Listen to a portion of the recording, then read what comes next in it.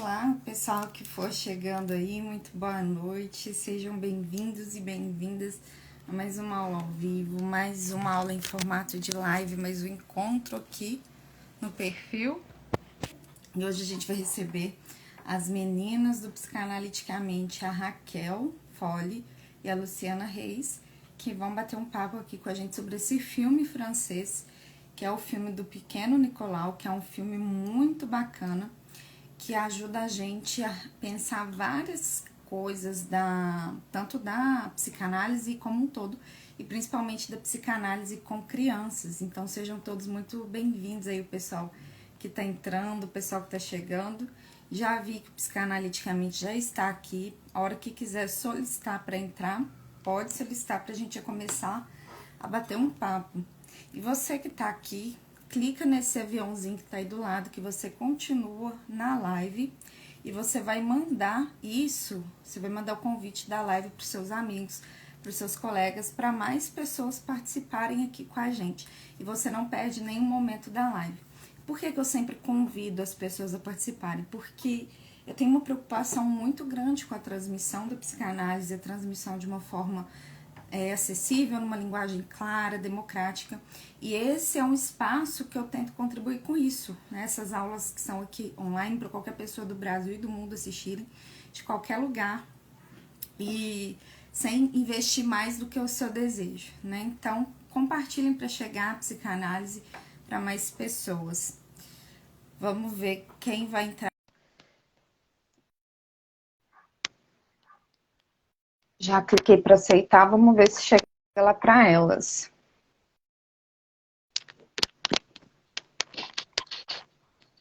Olá, Ei, Luciana, tudo bem? tudo bem? Boa noite, Boa Maria Dor. noite, querida. Aí. Raquel tá por aí, Raquel tá vindo. Ah, então tá bom. É um prazer receber vocês aqui. Eu já fiquei muito feliz de vocês aceitarem essa proposta, esse bate-papo. Obrigada de coração, viu? Prazer é nosso. E para conversar sobre filme, então, né? A gente ama um filmezinho. Todo sábado a gente tem um filme. Sim, por isso que eu pensei, né? Eita, caiu aqui um estojo meu. Eu pensei nisso justamente, da gente bater um papo de filme, porque eu sempre vejo as dicas de vocês. Às vezes é um post, às vezes é um Reels, eu acho muito legal, porque instiga a gente a saber daquele filme. E mesmo que a gente muitas vezes não veja o filme, a forma como vocês colocam é, dá uma sensação assim, muito clara do que a história vai falar, sabe? Então, assistindo o filme ou não, eu acho que instiga a gente, né? Quem dera a gente conseguisse assistir todos os filmes que a gente quer, que a gente ama e reassistir. Verdade. A gente não ia poder fazer mais nada da vida, né? Eu sou, assim, Só se apaixonada com séries e filmes. ler livros. Se eu tivesse tempo para ler todos os livros que quero ler e assistir todos os filmes que quero assistir, nossa. Né? A estante é assim, né? A gente não cansa de ter livro, mas a gente está sempre com mais livro. É o que eu Tá. sempre falo. Livro, se não está sendo lido, ele vira objeto de decoração. Ele, muitas vezes eu já participei desses amigos ocultos que a gente troca livros que a gente tem, ele vira presente, então livro para mim é tudo de bom. Sim, eu também faço isso. Tem que circular, né? Não é aquela coisa de ficar só ali na estante enfeitando, não. Tem que circular. Sim, Também sou dela. isso mesmo. Enquanto a Raquel está chegando, eu vou lembrar o pessoal que está aí, que estou vendo que tem gente do meu perfil, tem gente do perfil das meninas, sejam bem-vindos vocês todos. Em qualquer momento que vocês quiserem conversar com a gente, perguntar, fazer algum comentário, vocês podem comentar aqui embaixo que a gente vai responder na medida do possível, né? Aqueles que forem possíveis.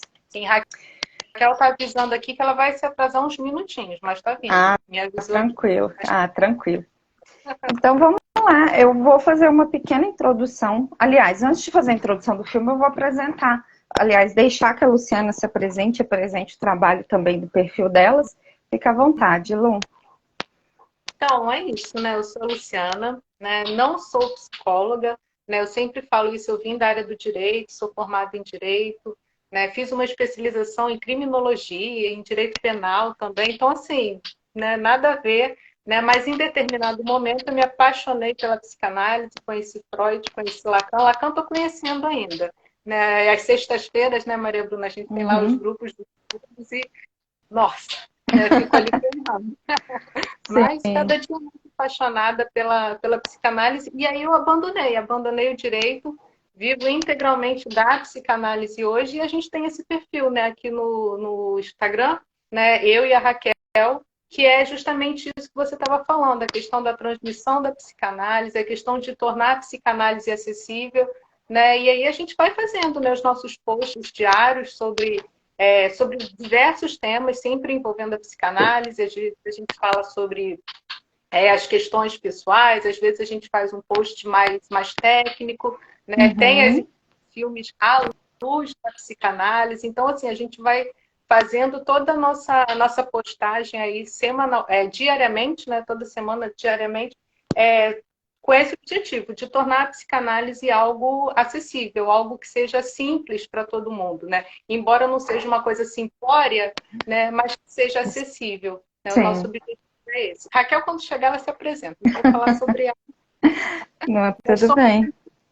somos amigas há muitos anos, assim, desde a adolescência, Olha né? E a só, paixão pela análise veio juntinho. Então, assim, combinou perfeitamente. E aí a gente está junto nisso também. que legal, gente.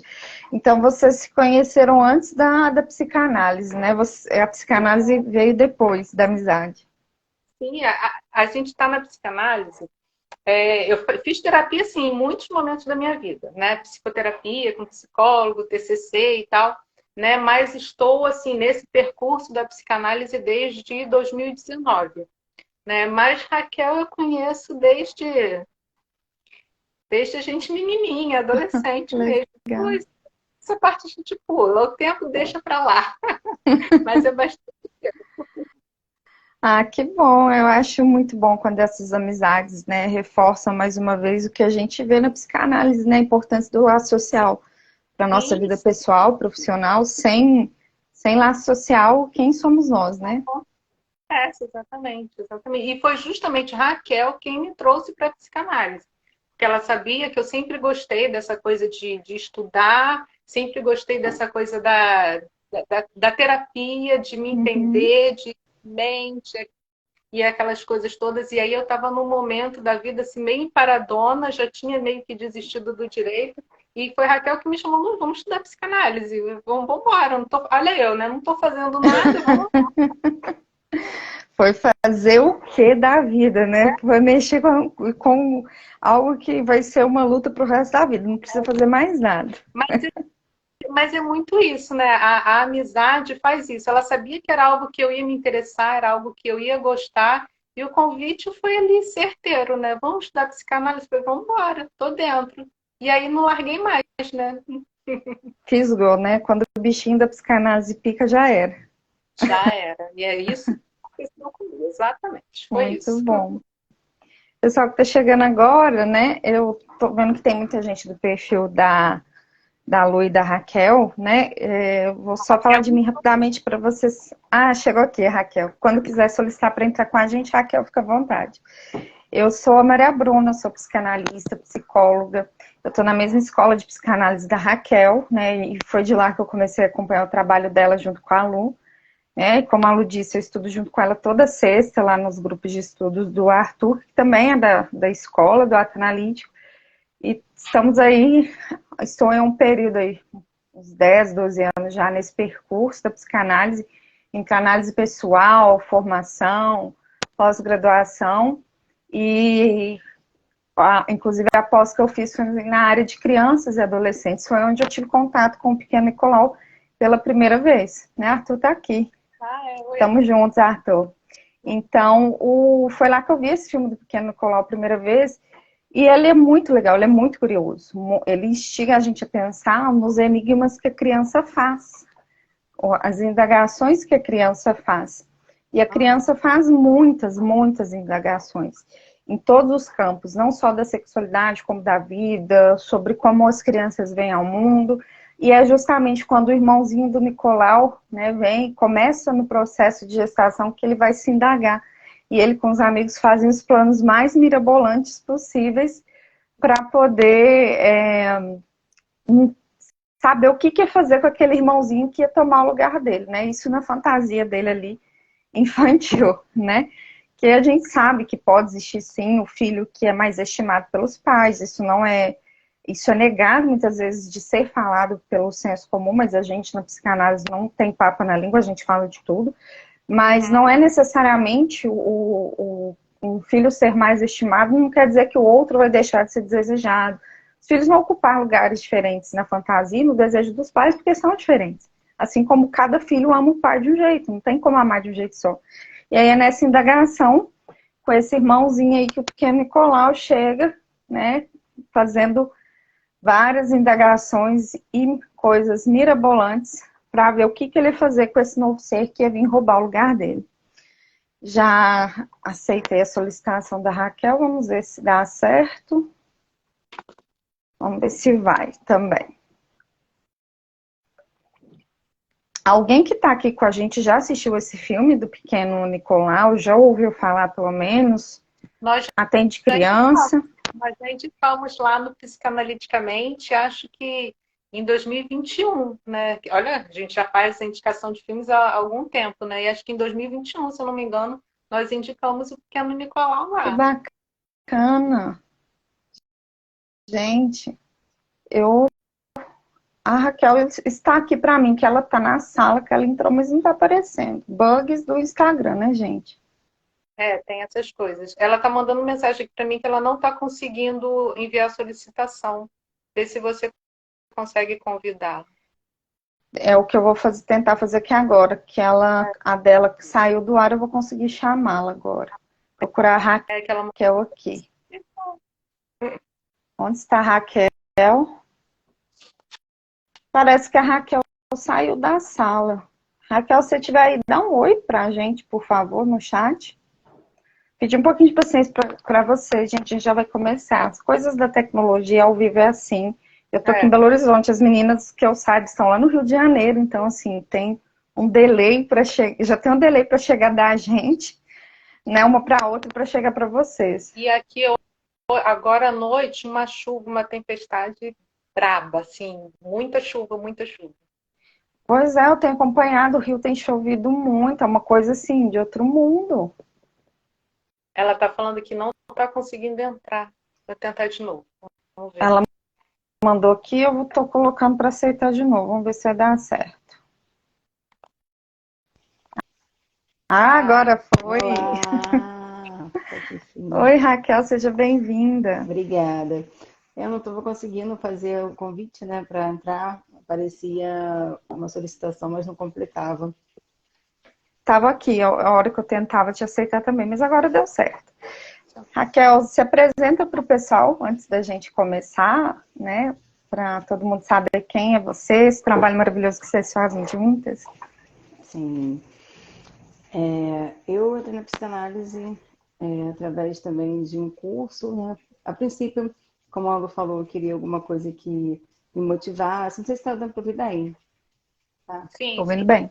Não, porque está chovendo muito, está dando algumas oscilações na internet. E que me motivasse, que me despertasse interesse, que fosse uma coisa que eu gostasse realmente, me interessasse a estudar. A princípio por estudo, né? Por curiosidade, para conhecer, para adquirir um novo conhecimento, que é sempre bom, né? Um novo aprendizado. Mas é aquilo, a gente se apaixona, a psicanálise encanta, toda a teoria de Freud, todos os ensinamentos, tudo que a gente vai aprendendo. A gente passa também a querer ultrapassar esse ensinamento, passa a querer também transmitir para outras pessoas, a clinicar também, a poder colocar em prática o que a gente aprende, né? E aí, a partir, até mesmo no início da pandemia, a gente já começou a atender, já começamos a ver também como que acontece, como a análise se faz, né? Isso foi trazendo mais motivações para conhecer ainda mais, aprender ainda mais, trazer mais conteúdos também, que acho que é sempre a intenção, né? Não só dessas lives, mas do nosso perfil, do nosso Instagram, trazer mais informações, trazer mais dicas, né? Como essas de filme, dicas de texto, dicas de ideias, coisas que possam sempre acrescentar. Muito bom, muito bom. Então, gente, vamos falar então do pequeno Nicolau. Fiz uma prévia aí, mas o que é a história do filme? A história do filme é de uma família francesa, ali mais ou menos da década de 50, não é? Alguma coisa assim, né? Sim. E essa família era composta pelo pai, pela mãe e pelo filho ali de uns 6, 7 anos. Ou seja, família tradicional, nuclear, o pai é o patriarca que provê, a mãe é a dona de casa, né? E a criança que vai para a escola, inclusive uma escola com uma educação, de uma certa forma, até muito rígida. E o Nicolau tinha os amiguinhos dele, brincava, dialogava, enfim. E aí, um certo dia, ele percebe, ele é comunicado por meio dos pais que ele ia ganhar um irmãozinho. E ele recebe essa notícia um tanto quanto apreensivo. E vai se desesperando à medida que a barriga da mãe vai crescendo. Por quê? Aquilo que ele escutava dos pais e como ele pegava aquilo, né, fazia ele criar fantasias do tipo que ele ia ser mandado embora, que depois que o irmãozinho nascesse, né, os pais iriam abandoná-lo, que esse filho ia vir no lugar. E aí ele tem o clube do bolinho e eles começam a fazer planejamentos, ligar para alguém para poder, tipo como se fosse um matador de aluguel, para ir atrás do irmãozinho dele quando nascesse, todas as coisas bem mirabolantes que só a mente infantil cria, né? E aí, um dado momento, a hora que vai se aproximando do nascimento, quando ele verbaliza, quando os pais percebem toda a apreensão do Nicolau, eles conversam com ele e dizem que ele vai continuar sendo amado, que ele não vai ser abandonado, que o irmãozinho só vai chegar para aumentar a família. E quando o irmãozinho nasce, né, acho que é uma menina, né, que nasce, né, e quando a irmãzinha do Nicolau vem ao mundo, ao invés do Nicolau querer pegar essa menininha e mandar embora, não, ele ama, ele começa a nutrir uma certa afeição e começa a nutrir um sentimento de amor pela irmãzinha aí. As coisas voltam ali ao normal, digamos assim, da rotina dele. Então, basicamente, em torno disso, passa a história do pequeno Nicolau. Quando a gente pensa na psicanálise com crianças, a gente pensa em teorias muito riquíssimas e uma contribuição muito importante, né, principalmente ali quando a gente começa a ver os trabalhos da Ana Freud, da Melanie Klein, porque o Lacan e o Freud, em si, eles não atenderam muitas crianças, né, acho que nem chegaram a atender. Então, não era uma clínica difundida, assim, na teoria deles, enquanto prática clínica. E é justamente, inclusive, com muitas mulheres, né, grandes mulheres que fizeram a diferença na psicanálise com crianças, né, que a gente começa a pensar, né, a importância de se pensar a infância, as coisas que acontecem na infância, que vão acontecer com o adulto. Eu sempre estimulo, encorajo muitas pessoas a estudarem psicanálise com crianças, mesmo se não atendem crianças, porque faz diferença na escuta do adulto, porque algo do infantil sempre retorna. E se a gente não consegue lidar com aquilo na clínica, a gente tende muito a misturar o nosso infantil com o do paciente, as nossas marcas, e aí vira tudo que não deve virar. E eu queria perguntar para vocês, meninas, o que é que vocês veem que, assim, que para cada uma de vocês chama mais atenção nessa história do Nicolau? Eu ia falar até um pouco do que você falou também, Maria Bruna, que mesmo quem não trabalha na clínica com criança, atende a criança daquele paciente adulto que está procurando a gente, né? A gente percebe que essa criança ainda está viva, ainda resiste, ainda tem muitas marcas, você percebe que ainda tem, nas falas, nos atos falhos, nas memórias, nas lembranças, sempre está retornando, né? Essa criança está sempre viva ali. E nesse filme, que eu acho que vale até como reflexão para nossa vida, eu falo não só pela prática psicanalítica, mas para nossas lembranças de infância, nossas fantasias. Estou até conversando um pouco sobre isso, né?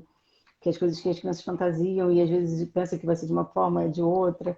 Como ele estava com medo do irmãozinho e depois viu que era uma coisa legal. O próprio amigo que tinha um irmãozinho depois mostrou que era legal ter irmão e ele viu que estava com medo à toa.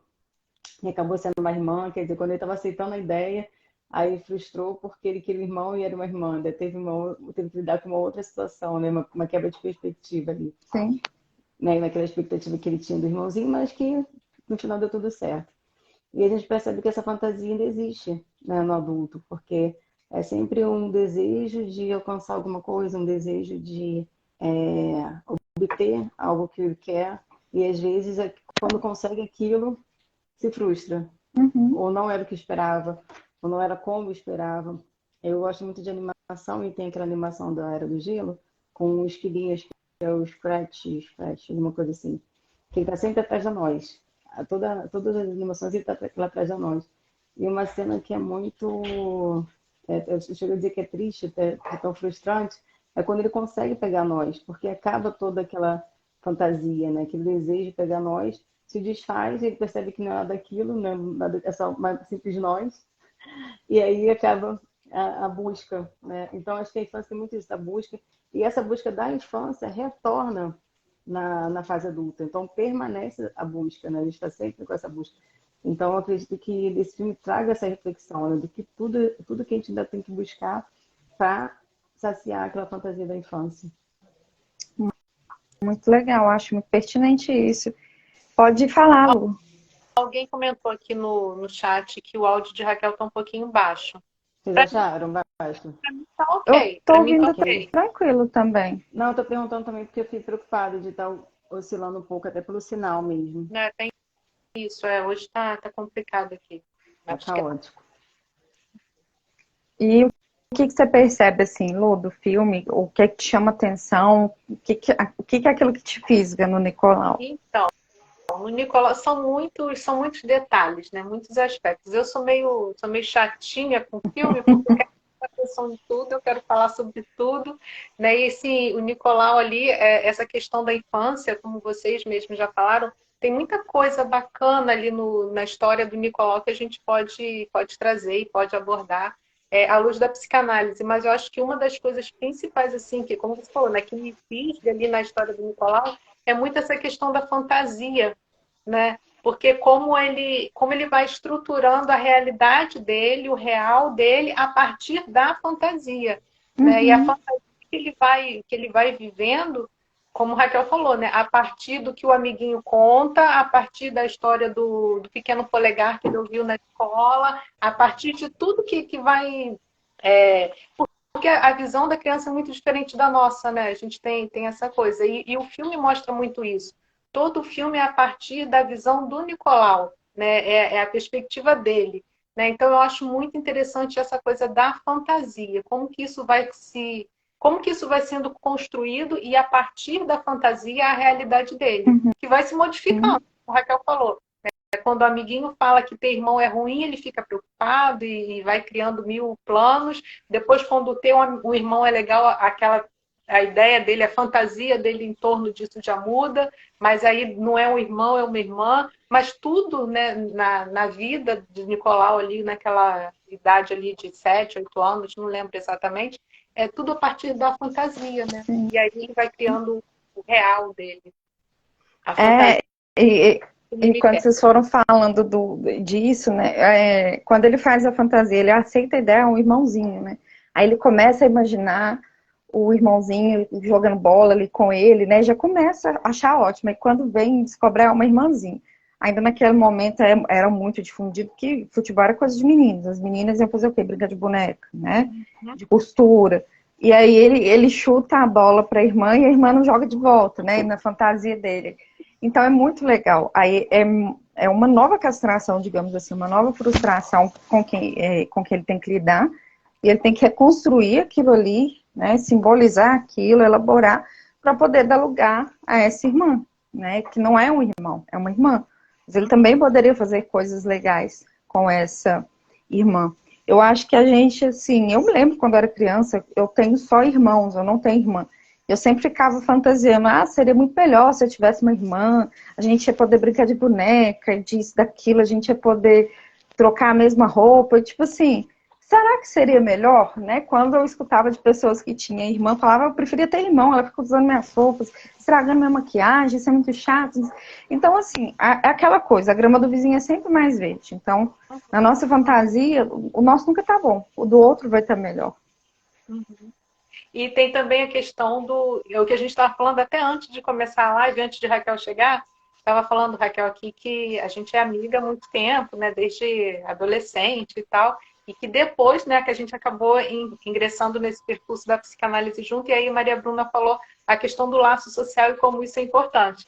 Né? E no filme isso fica muito, muito forte também, muito explícito, a questão dos laços do Nicolau, né? Porque ele tem ali aquela turminha do barulho, né?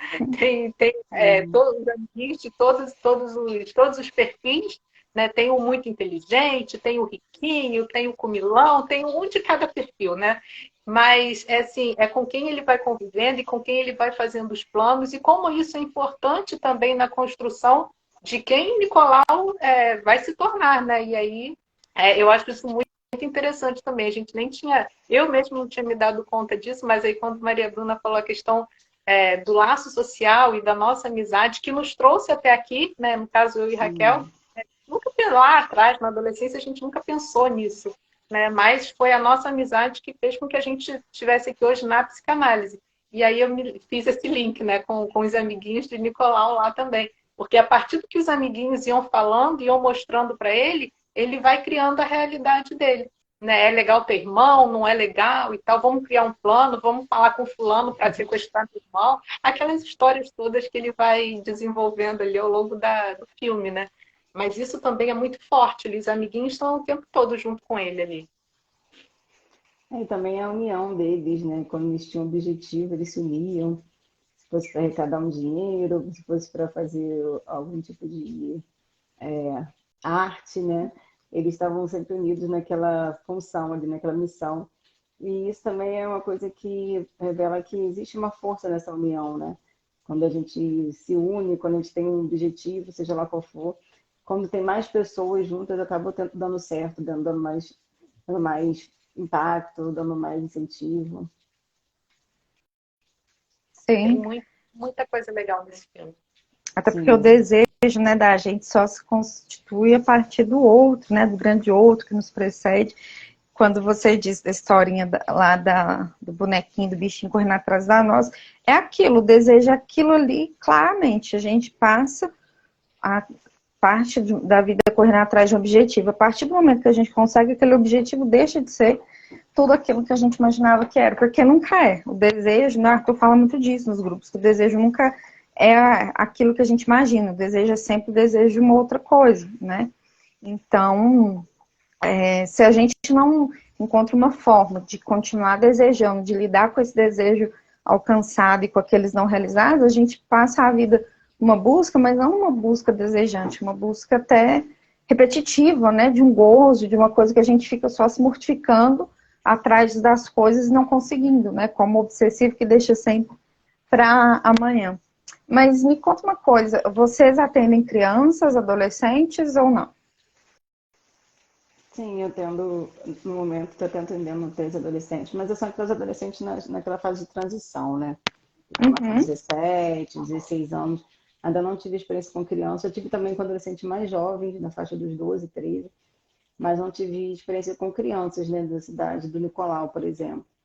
Mas eu acho que é uma experiência riquíssima, acho que deveria até ser mais incentivado o estudo, né, da psicanálise para adolescentes ou para crianças, que tivesse mais assim abertura para isso, né? Porque muita gente tem essa resistência, muitos psicanalistas têm essa resistência.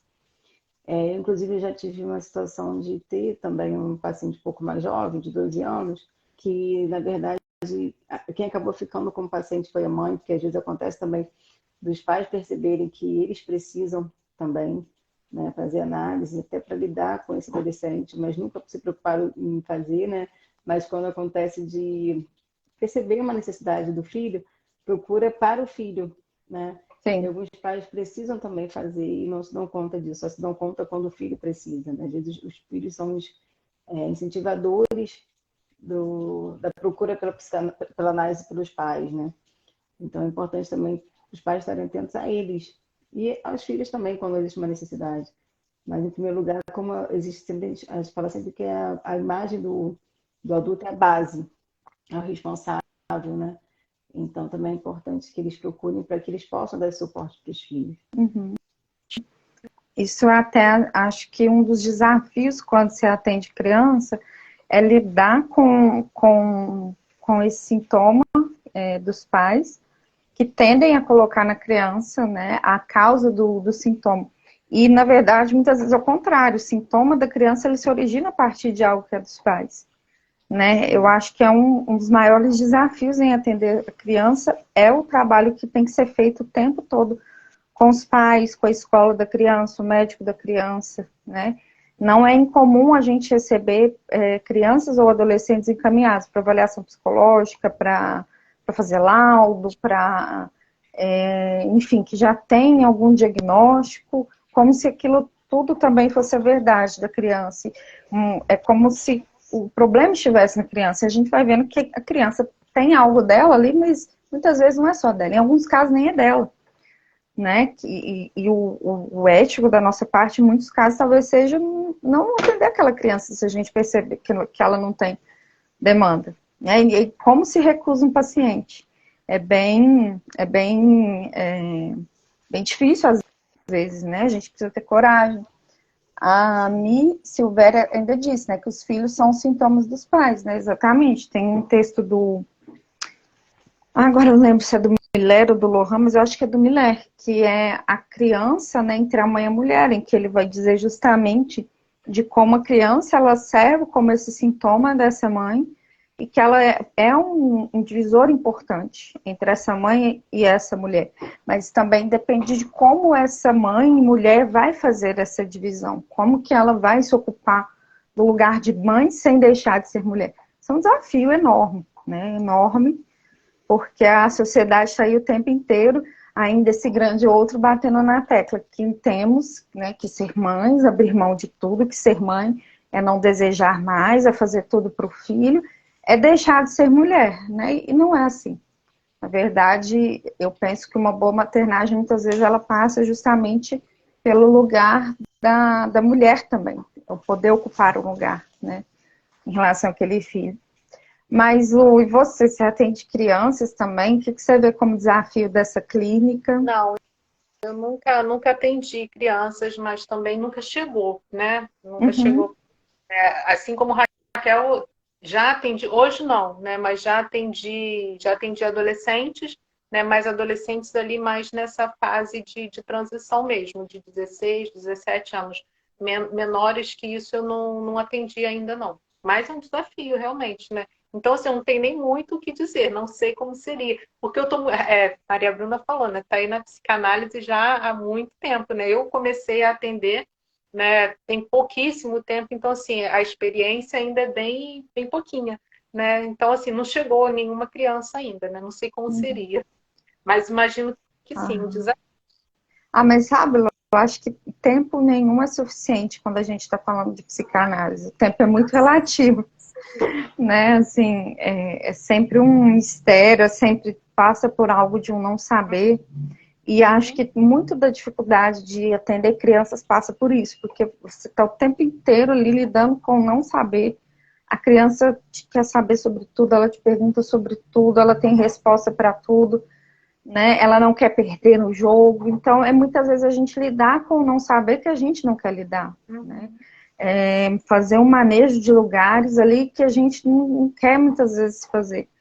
E não é um atendimento fácil, né? Eu estou atendendo poucas crianças nesse momento, até porque eu estou só atendendo online, mas assim, eu já atendi muitas crianças, tanto em contexto de grupo, como contexto educativo, socioeducativo, contexto clínico.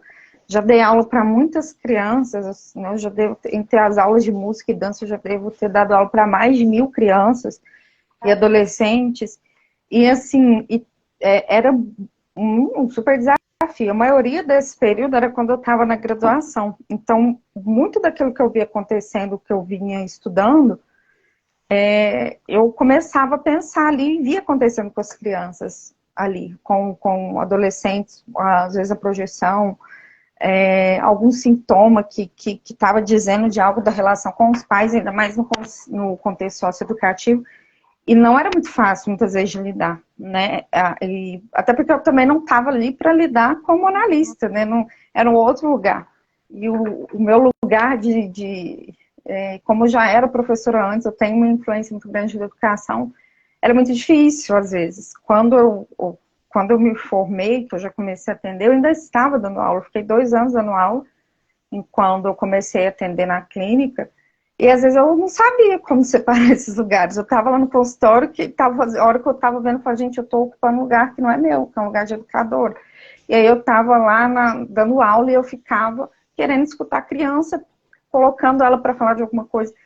E não é isso, né? Então, eu acho que quando a gente ocupa muitos lugares, a gente precisa atuar de acordo com cada lugar desse. Porque senão a gente sai do lugar que a gente ocupa e vira uma grande coisa que a gente não consegue dar suporte. Acho que na educação é muito válido a gente escutar as crianças. Não ser só aquela coisa, só o professor fala, só o professor ensina. Dá um espaço, mas é lembrar que ali não é lugar de intervenção.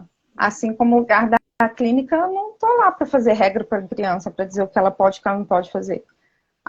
Em muitos casos, as crianças vão passar, sim, por uma construção de limite, frustração, mas não é algo pedagogizante, né? Que eu acho, né, a série retrata muito ali, a pedagogia muito severa, era uma escola, a série, o filme, né? Era uma escola católica, salvo me engano, então geralmente são escolas muito rígidas, né? E que querem exercer uma coerção, controle sobre a criança, e a criança ela quer falar, a criança quer rir, a criança quer pular, ela quer jogar. A criança é ali o que o Nicolau e os amiguinhos deles fazem, né? O tempo todo. Sim. Raquel que de repente, não sei se a Raquel tá aí, voltou, porque a Raquel tem essa coisa também do lado professora, né? Também é educadora e tal, então, né, seria mais, como a gente diz aí, o lugar de fala, né? Eu, como falei antes, eu não tive muito esse contato profissional com criança, né? Mas acho, sim, interessantíssimo e imagino que seja bem isso mesmo que você está colocando. É complicado a gente separar aí os lugares, né? Sim. Você dá aula até hoje, Raquel? Dou aula e é com educação infantil, então é com criança Nossa. mesmo, de faixa etária de 2 a 5 anos, hoje eu trabalho com 4 anos, então assim, tem um contato bem próximo com essa faixa etária. Existe sim essa perspectiva, até voltando um pouco sobre o que a gente falou dos pais, né, de ter essa questão de diagnosticar, rotular, querer como você falou, né, um laudo, uma resposta para algum comportamento infantil, quando na verdade as crianças só estão sendo crianças, né? E aí os pais têm essa preocupação de que existe alguma questão ali, algum problema, algo que precisa ser cuidado ou tratado, enfim. E aí o desafio, como a Lu falou, né, de atender as crianças, passa muito pelo desafio dos pais, e eu fiquei pensando, quando a Maria Bruna falou dos sintomas, que deve ser um desafio para os pais também enxergarem ali, naquela criança, o seu próprio sintoma, que muitas vezes ele não tinha observado, e no filho acaba sendo revelado, né? Então, às vezes, para tratar o próprio sintoma, ele procura um tratamento para o filho, procura um laudo para o filho, um diagnóstico para o filho, uma resposta para aquele comportamento que muitas vezes ele não quer encarar nele, não quer enxergar nele. Eu acho também isso é bem complicado. É uma coisa que precisa ser lidado até entre o meio familiar, né? Entre o convívio familiar, a percepção é muito difícil, claro que existe o desenvolvimento afetivo, mas a percepção de como aquela criança tem revelado algo que os pais estão trazendo, estão transmitindo, de certa forma, para ele, né? Uhum. E uma coisa legal que Maria Bruna falou, né? A criança quer ser criança. E aí, voltando um pouquinho no Pequeno Nicolau, isso fica muito explícito ali logo nas primeiras cenas, nos primeiros momentos do filme, não sei se vocês lembram, né? A professora, justamente ali no colégio, ela passa uma tarefa, uma redação, alguma coisa assim, né? E pergunta, o que você quer ser quando crescer? Né? E aí os amiguinhos já começam, cada um quer ser uma coisa, e o Nicolau fica lá paradão, né? O que eu quero ser? E acho que ele até pensa, né? Meu pai, na minha idade, ele já sabia o que ele queria, mas eu não sei. E aí ele vai pensando, já sei porque eu não sei. É porque minha vida está muito legal, eu não quero crescer, né? Eu quero continuar sendo criança. Eu achei essa cena, assim, logo no início do filme, eu já achei isso muito assim, caramba, calma aí, né? Deixa eu prestar atenção no filme aqui, porque como assim? Né? Meio que uma coisa assim, me remeteu um pouco a Peter Pan e tal, não queria crescer. Né? A vida dele estava muito boa, não queria que nada mudasse, ele queria ser criança. Né? Achei aquilo muito, muito interessante ali no filme. E aí tem todo o contexto, tudo que vem depois, né? E aí a gente vai entender, né? Por que ele não queria que nada mudasse? Estava tudo tão bom do jeito que estava. Né? Ele queria ser criança, só isso. Sim. E se a gente for parar para pensar, no fundo, é o que nós queremos, todos queremos, é fazer aquilo que é bom, e é só depois do Édipo, é só depois de toda a passagem pelas fases da vida que a gente recalca alguma coisa desse infantil, mas que está sempre retornando. Mas se a gente olhar para a gente e perguntar o que a gente quer fazer, no fundo, a gente não quer levantar cedo, a gente não quer ir trabalhar, a gente quer comer, dormir, ficar com as pessoas com quem a gente ama, viajar. Ah, trabalhar é ruim? Não, trabalhar não é ruim, trabalhar é bom, principalmente quando é com uma coisa que a gente ama, igual no nosso caso, que é a psicanálise. Mas, para fazer isso, exige também da gente uma renúncia funcional tão grande, né, para estar no consultório. Olha que louco, a gente deixa de ser a gente pega o nosso lado sujeito, deixa ele fora, para escutar uma outra pessoa e ajudar ela. Isso é tão assim, nada a ver que o neurótico quer fazer. O neurótico quer ser amado, ele não quer estar ali para se colocar à disposição de alguém. E o analista é esse lugar, né, que se coloca no lugar de não desejar por ninguém. Então, assim, e se a gente for ver em qualquer outra situação da vida, é isso. A gente quer ficar na nossa terra do nunca para sempre. Só que, uma vez adentrados na linguagem, o que a gente tem que fazer, né, para fazer laço social? Até para a gente continuar se constituindo enquanto sujeito, viver como sujeito. Tem que fazer essa renúncia funcional, né? E acho que a criança, ela faz à medida que ela tem condição para fazer, que ela também tenha uma orientação, digamos assim, dos pais, dos cuidadores, que não vão permitir que ela fique ali naquela fantasia eternamente, mas que também vão respeitar o tempo dela, né? Igual quando a gente pensa em desfraude ou chupeta, não é a mãe que tem que fazer o desfraude, não é a mãe ou o pai que tem que separar a criança da amamentação, a própria criança faz isso, né? E se a gente prestar atenção nas crianças, elas contam de bandeja para a gente o que elas precisam. Não precisa nem fazer esforço. Acho que a dificuldade muitas vezes dos pais é olhar, porque quando eu acho que eu percebo assim, atendendo as crianças e os pais, que os pais olham muito para os filhos como a fantasia, aquele filho do desejo deles, no sentido da fantasia, só que aquele filho não está ali para atender desejo de ninguém, né? Ele precisa ser desejado, mas ele não está ali para atender essa expectativa paterna, materna, enquanto se fica olhando a criança para aquele que tem que atender as minhas vontades, né? Eles não conseguem ver que a criança, ela precisa ter as necessidades dela respeitadas também, né? E é uma troca, a criança entender um pouco lá dos pais, assim, eu acho muito legal o atendimento de criança, principalmente quando eu estava no presencial, que a gente tem os recursos ali, né? Eu literalmente me descabelava com as crianças, jogava no chão mesmo, corria, punha no colo, todas aquelas coisas que a criança vai colocar o analista em vários lugares. Então, assim, é muito legal. Eu acho que é um trabalho, muita gente fala que é mais difícil atender criança, eu particularmente acho que é mais trabalhoso, porque exige se reinventar o tempo todo, lidar com todas as pessoas em volta da criança, mas eu não acho que é mais difícil necessariamente, porque o inconsciente está ali de bandeja para a gente ali, a criança fala o tempo todo, o ato dela fala, a brincadeira dela fala, então assim, a maioria dos pacientes, assim, que, entre aspas, eu não gosto de usar essa palavra, né, sucesso, que eu acho que em psicanálise tem que ser usado com muito cuidado, mas no sentido que chegaram a uma conclusão de tratamento, assim, e que estão bem até hoje, a maioria desses pacientes são crianças, não são adultos, né, são as crianças, ficam ali às vezes nem 2 anos, e depois, sei lá, né, nenhuma delas ainda virou adulto, então não sei se daqui a um tempo vai precisar de análise, mas que estão bem com as suas questões. Mas o adulto neurótico, né, tá ali com a censura, tem uma dificuldade muitas vezes de falar, de aceitar, de se responsabilizar por algo ali na sessão, e aí a gente se vê nesse lugar, deixa eu chamar ele para o desejo, né?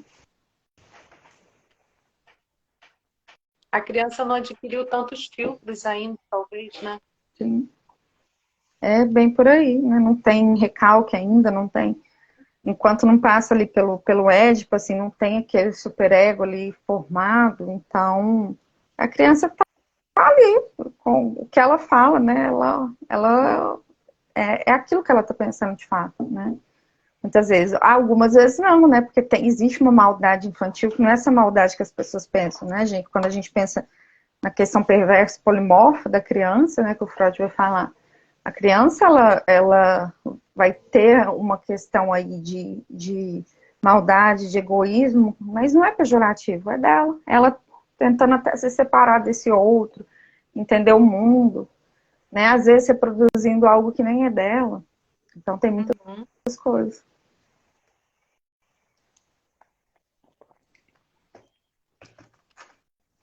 E Maria Bruna falando também, voltei de novo à questão do sintoma, né? Falando também dessa questão da projeção, porque por mais que a criança quer ser criança, né? Como o Lu falou, tem esse desejo de permanecer, porque está tudo bem, então não tem por que mudar, como o filme mostra. Mas que às vezes o adulto, ele acaba cobrando essa adultização da criança, né? Acaba exigindo que ele tenha comportamento, a criança tenha comportamento de adulto, responda como adulto, haja como adulto, né? Como você falou, a criança é livre, ela vai falar, ela vai responder o que vem na cabeça, ela vai também expressar uma emoção, um sentimento, mas que quem sempre ouve, engole esse choro, tá chorando à toa, vou dar motivo para você chorar. Até mesmo que os adultos ouviram, ele está se revelando ali naquela fala com as crianças, tentando também ele tolir o que não foi permitido que ele fizesse. Às vezes os adultos que tiveram infâncias muito rígidas, muito exigentes e não tiveram essa liberdade, eles se sentem até atacados quando vê uma criança livre, quando vê uma criança que expressa as emoções, expressa os sentimentos, expressa os desejos, as opiniões. É como se ele tivesse uma pessoa que ele não foi, que ele não pôde ser, né? E recebe aquilo como uma ofensa, né? Indireta, claro, mas como um ataque, uma ofensa, porque ele queria ter sido assim e não pôde também. Aquilo atinge o adulto, de certa forma. O Elber até falou aqui, né? O famoso meu filho é muito adulto. A gente muitas vezes escuta isso, né? Ah, meu filho é muito maduro para a idade dele, as pessoas acham bonitinho, né? E aí, quando você diz, Raquel, da adultização, duas imagens me vêm muito claro que desde criança eu falo, gente, eu já era psicanalista, assim, em formação quando eu era criança, não sabia, porque eu sempre me interrogava, eu vi umas coisas, eu questionava o mundo que assim, não estava em mim a coisa. Mas eu sei que estava, né, de algum lugar, mas enfim, sempre ficava assim, quando a criança fazia alguma malcriação, né, na escola, o que a professora falava? Ah, pelo menos aqui em Minas é assim, né? Vou te mandar para o gabinete para você fazer cópia. Então a criança já vai crescendo achando que estudar é ruim, que estudar é um castigo, que escrever é uma coisa ruim.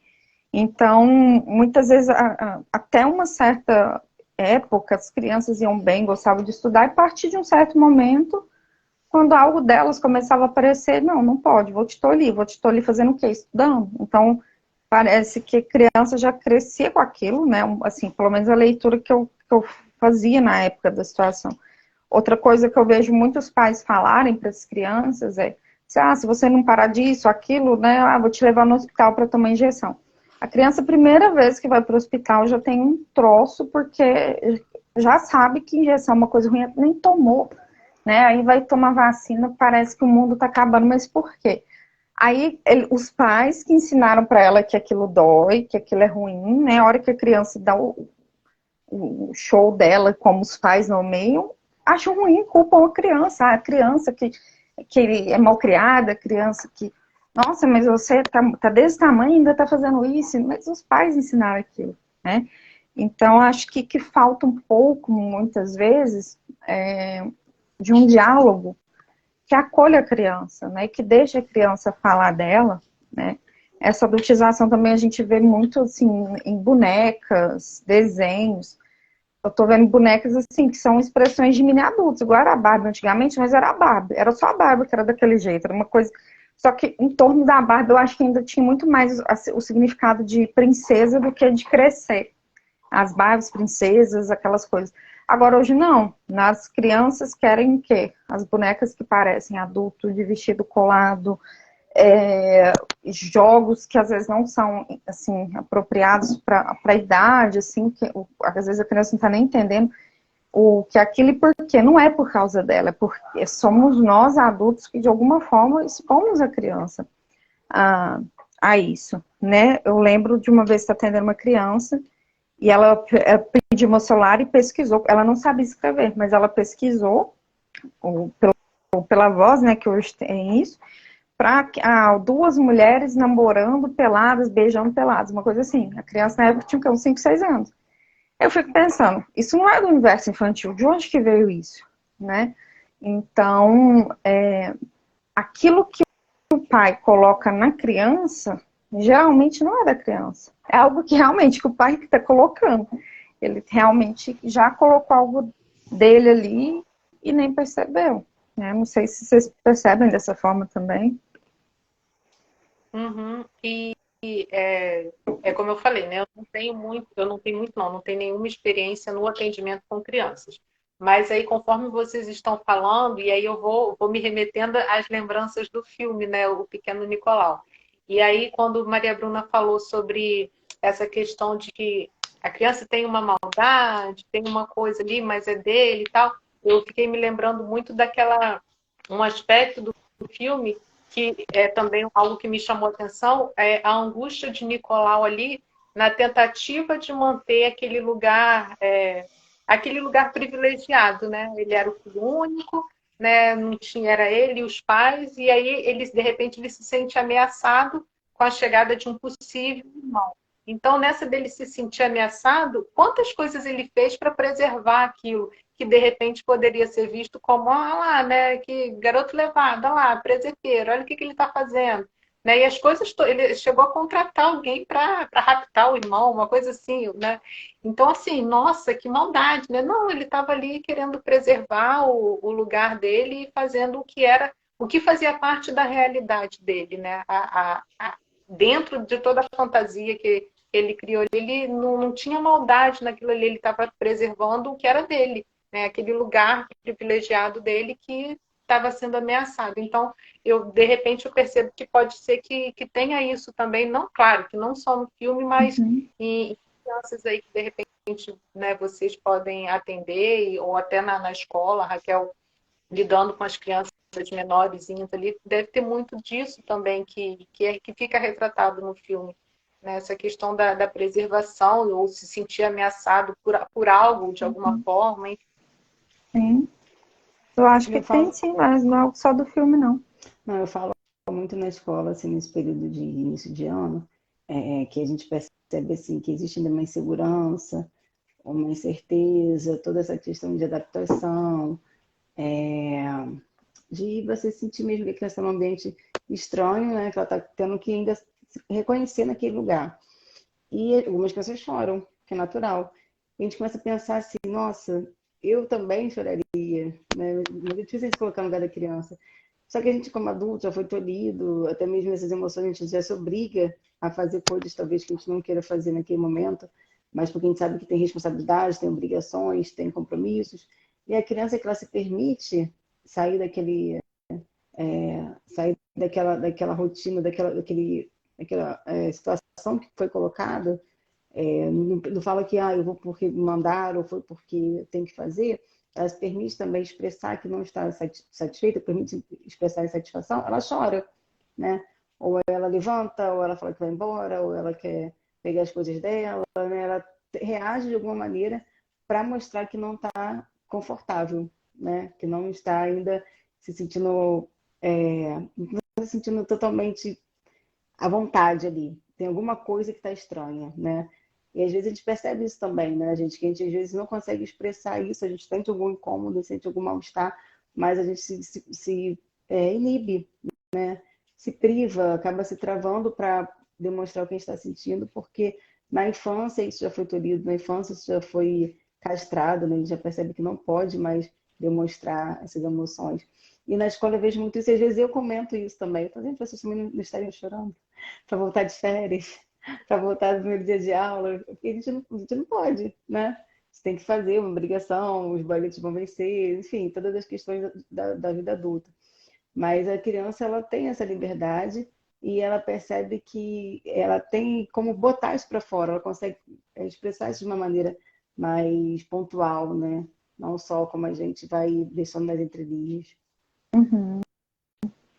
E acho que é muito importante quem está em volta da criança e aos poucos começando a oferecer e emprestar palavras e significantes, porque a criança não aprende a falar sozinha, ela não veio antes da linguagem, a linguagem veio antes da criança e vem antes de todos nós, a gente aprende a falar com o outro, então aos poucos e ajudando a criança a falar aquilo, a nomear aquilo. E não é fácil. A criança de 6 anos, ela sente como uma criança ali de 6 anos. Ela não é um adulto de 40, de 30 que passou por N fantasias e realidades, experiências com a palavra para conseguir operar de uma forma diferente, né?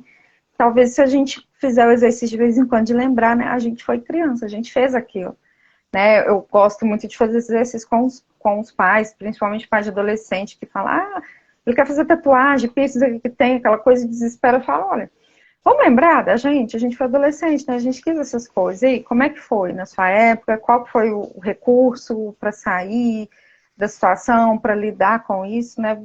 É angustiante, né? A infância, a adolescência mais ainda. Então, acho que a gente pode oferecer palavras. O Rodrigo fez um comentário aqui. Oi? Pode falar, Raquel, depois eu leio. Uma ideia também que as pessoas perdem, eu costumo lembrar sempre também na escola, é que a criança que tem, por exemplo, 3 anos, né? Como ano passado, agora elas estão com 4. Ela está 3 anos nesse mundo. Ela nasceu há 3 anos. A gente que tem aí mais idade, a gente fica pensando que a criança tem que saber várias coisas, tem que se comportar de alguma maneira, tem que agir dessa forma, e não se dá conta que o tempo que ela tem de vida é muito curtinho. Né? Parece que assim, saiu da primeira infância, não é nem primeira infância, saiu da fase de bebê, já tem que saber tudo. Se a criança já está começando a falar, já está andando, já está fazendo algumas coisas de maneira autônoma, como se alimentar, se vestir, enfim, ela já tem que aprender tudo de uma hora para outra. E não é assim. É muito pouco tempo de vida, de experiência nesse mundo, de convívio, de relações, de conhecimentos, para exigir tantos comportamentos, né? Sim. Que são 3 anos perto de 40, 50, não é nada, né? Assim, é preciso respeitar aquele momento. Acho que um pouco disso vai de encontro a esse comentário do Rodrigo. Ele disse que os pais vão colocando a sociedade, a escola, né? Que acho que era aquilo que a gente estava dizendo, das coisas que a gente expõe para a criança, né? Então não tem jeito. Por isso é importante blindar a criança da melhor maneira possível, mas não é fácil. Tem muita coisa ruim no mundo. Tem muita coisa ruim. E a criança, ela vai entrar em contato com essas coisas uma hora ou outra, não tem jeito. Talvez eu trocaria a palavra blindar, porque blindar é meio que revestir completamente. Eu acho que isso a gente nem consegue.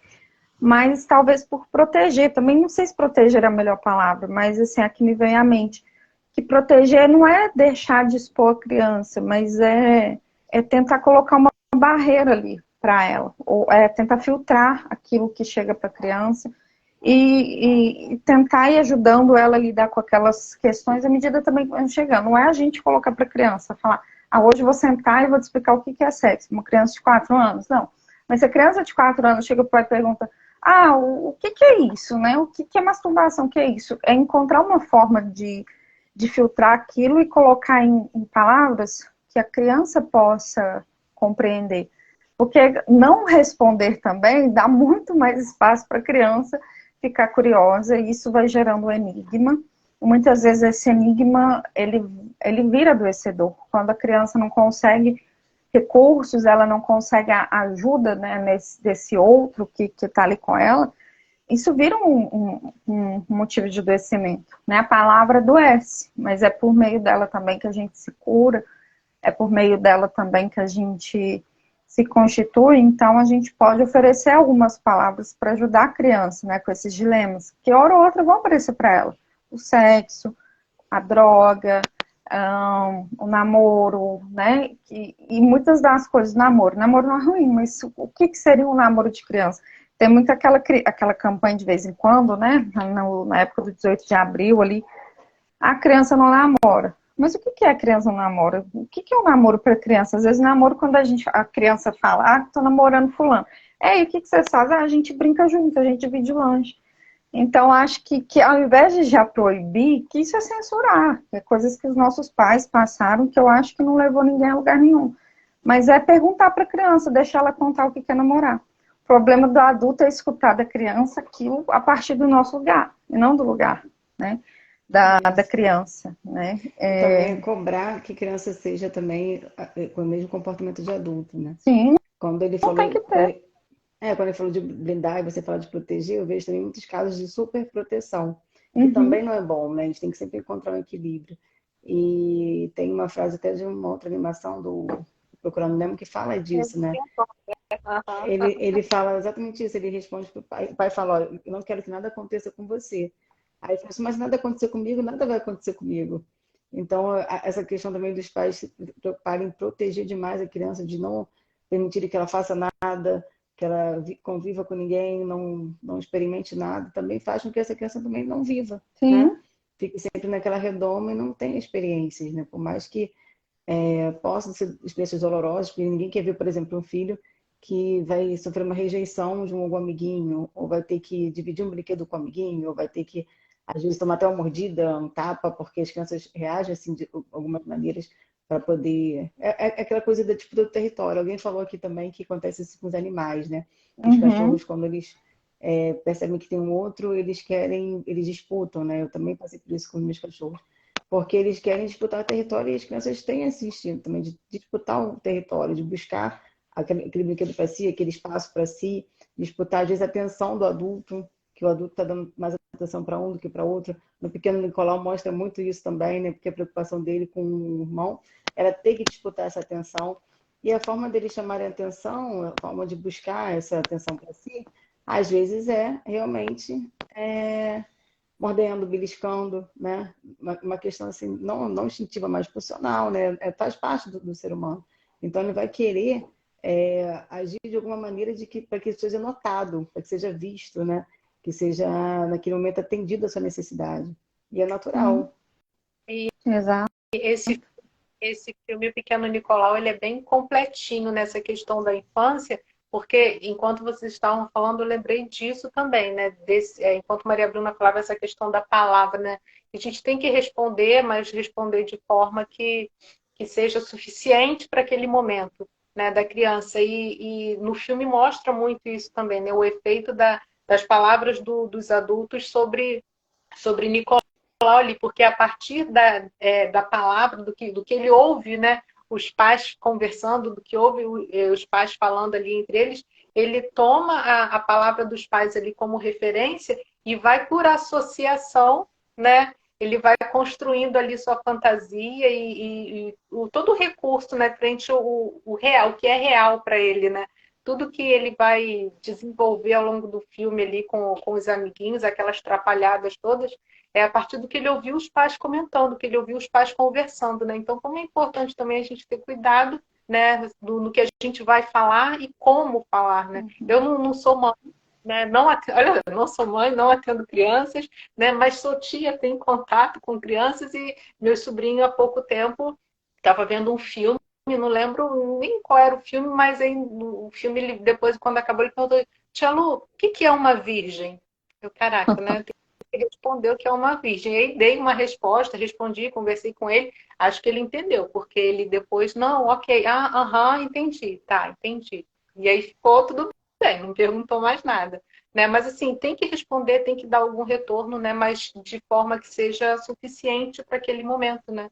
E o filme mostra muito isso também. O filme é bem completinho, gente. Quem não assistiu o Pequeno Nicolau, procura aí para assistir. Interessante. Muito bom. Nossa, Lu, eu lembrei de algo parecido que eu vi com meu sobrinho.